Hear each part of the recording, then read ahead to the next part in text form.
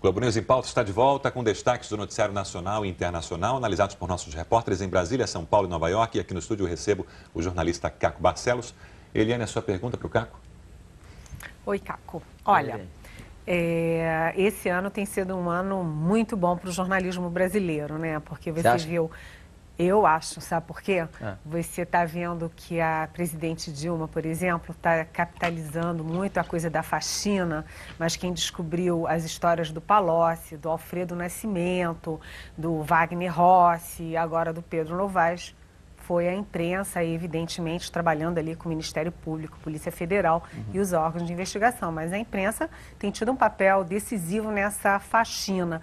Eu queria saber se você participa da ABRAGE, que é a Associação Brasileira de Jornalistas Investigativos, já que você é um jornalista de ponta nessa área, e o que você acha desse tipo de organização?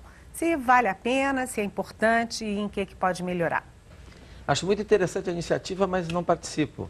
Eu nunca consigo tempo para fazer militância ao lado do meu trabalho. Ali não é exatamente militância, mas precisa de organização, precisa de disciplina, precisa participar dos congressos. Eles me convidaram gentilmente algumas vezes, não consegui, embora não participe da entidade, imagina se participasse. Então não me sobra tempo. Eu adoraria escrever um outro livro que tem uma apuração longa, já acumulada, só acumulam os dados e eu não consigo escrever. Infelizmente, eu não consigo ter outra atividade que não seja a gente ir para a rua todo dia atrás de alguma história, Eliane. Mas eu tenho uma preocupação com esse momento da imprensa brasileira. Não sei se o que você acha do que eu vou te falar. Me parece que muitas das acusações que faz a imprensa estão sendo baseadas em declarações de uma determinada fonte.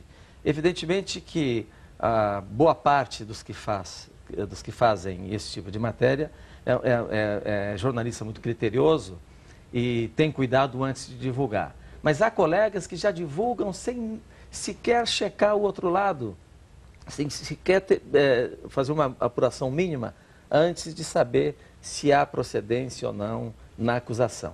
Sabe por que me preocupa isso? Porque eu lembro de um episódio semelhante, a gente falava também assim que o jornalismo vivendo um momento muito interessante, muito inquietante, inclusive, foi na época que levou ao impeachment do presidente Collor. Foi uma iniciativa ali também da imprensa.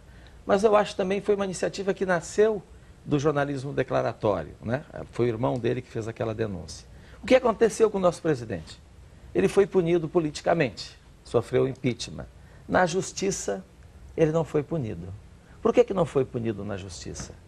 Porque a justiça é venal? Não sei.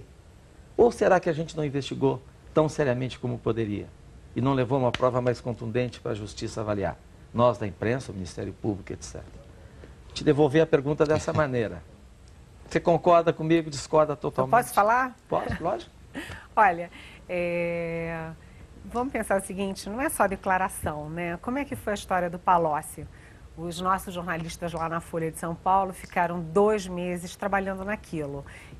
Um deles teve a informação de que o Palocci tinha comprado um apartamento de quase 7 milhões de reais, o que não é pueril, né? Sim. E não é uma declaração, mas um fato. O repórter foi 2 vezes a São Paulo, foi lá no local, depois descobriu que o apartamento estava no nome de uma empresa, foi lá, descobriu que a empresa não tinha placa, não tinha secretária, não tinha coisa nenhuma, e que o Palocci, na verdade, no ano eleitoral em que ele era o homem-chave da campanha da presidente Dilma Rousseff, e era, enfim, uma figura-chave do PT, ele simplesmente ganhou, aumentou o patrimônio dele, eu acho que em 80%, uma coisa assim, eu não me lembro mais os detalhes, mas isso não é declaração, Caco. Isso é um trabalho de investigação que durou 2 meses, envolveu muita gente, envolveu viagens, apuração. Tanto Eliane, que você falou o exemplo do Palocci veio aqui na Globo, falou publicamente, teve um espaço enorme para se defender e não se defendeu. Agora, o Palocci é um exemplo, mas todo dia são uma meia dúzia de exemplos. Você falou um exemplo onde os seus colegas apuraram bastante.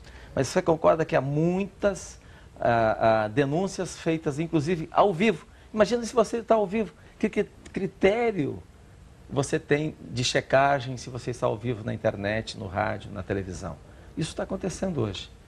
Tem iniciativas muito sérias, importantes e consequentes, mas ao lado disso, me parece que denúncias preocupantes. Sem aprofundar a questão, a investigação. Porque, felizmente, acho que a maior parte do que está se falando está se comprovando verdade. No futuro. Mas na sequência, é aí sim da investigação. Mas o início quase sempre começa com declarações contundentes envolvendo o nome de muita gente. Muita gente que acaba sendo punida e muita gente que não tinha nada a ver com a história, mas na pressa da denúncia, eu acho que a gente acaba cometendo algumas irresponsabilidades, me parece. Mas, enfim, um assunto polêmico. Aliás, falando em polêmica, seguimos com outro aqui no Em Pauta.